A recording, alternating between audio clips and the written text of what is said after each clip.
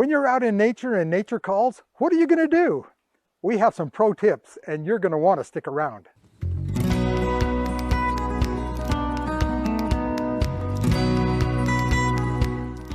You know, it's about time we had the talk about pooping in the woods. Welcome back to Outdoor Skills Made Easy. There are times when we're camping in a campground where we might have a flush toilet or maybe a pit toilet in the campground or along the trail. But there are other places where you're going to have to bring your own or make your own. Let's show you how that's done. If you're car camping, here's a couple of products that you may want to consider. We actually keep this in our home as part of our emergency essentials, but it's just a portable toilet that you can put together with some extra bags. I'm going to show you how easy this is to do.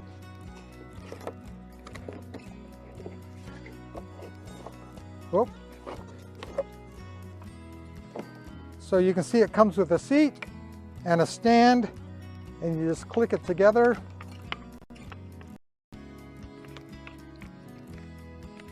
It's got a little ring that will hold the bag.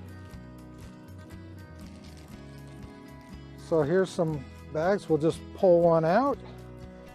Super easy. The ring just goes on, holds the bag in place. We can pull that down to adjust it. There you go. So you can see that that is super easy to set up. Just takes a minute, and you can go ahead and use the restroom there, bag it up, take it with you, throw it in the trash when you're home, and makes it very convenient. There are certain places with sensitive ecosystems that actually require you to pack out your waste. I at one time had a 5-day river trip in a sensitive area that we had to pack everything out. And so we set up a facility like we just set up here, except for it was on top of an ammo can that we could seal. And each day the ammo can would go from one raft to the next as the keeper of the can. But the way that we set it up, we put it behind a big rock, and if you were to go use the can, then you would put your coat on the rock and someone would know that the facility is being used. The other thing that we were sensitive about was we didn't want to carry out a lot of liquid. And so we would urinate before we got to the ammo can, then we'd go and do our business there and close it up for the next person. Let me show you what to do when you're not car camping and don't have the convenience of bringing something like this along. If you're not in a campsite and you need to dig a cat hole, just think about your cat in the litter box, does his business and then covers it up. Basically, that's what we're going to do. We're going to dig a hole that's going to be 6 to 8 inches deep. We'll do our business there and then cover it up with dirt so the earth can decompose the waste and will leave no trace. But there are a few things that you need to understand and be prepared for. I have what I call the Cathole Comfort Kit. And so let me show you what I have in my kit. First, I've got a little shovel that has a specific color. We know that the only job that this shovel does is digging my cat hole and filling it in, and it will never be covered with anything that we leave, just the dirt. Second, we've got our toilet paper. And when we put together a video showing what to put in your hiking day pack, we demonstrated how we put our toilet paper together. We actually pull it from the inside of the roll, so it's easy, and we just keep it in a separate baggie so it stays clean and dry, which today is really important. The third thing that I keep in my bag is a little doggy, like a doggy doo-doo bag, and that's where my toilet paper is going to go if I need to pack it out. Then I keep a bag that baggie is going to go into, so we might have multiple bags that go into my biohazard bag. Make sure that's zip-locked. So we're using the double bag method.